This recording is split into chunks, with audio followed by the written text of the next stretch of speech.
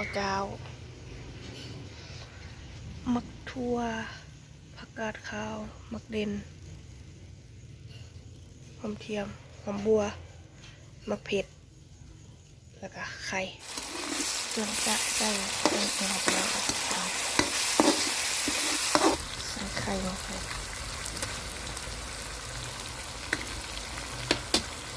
สักหน่อย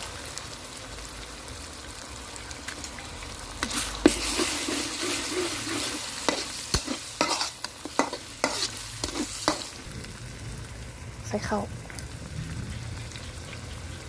ไว้ติดคนให้เข้ากัน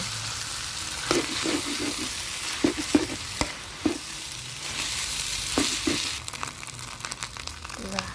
1 บวงซอสใส่ลงไปเมื่อกี้แล้วเราก็จะใส่ไข่อีก2 หน่วยให้มันเข้า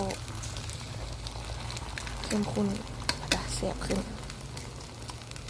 แล้วก็ใส่พริกไทยให้มันหอม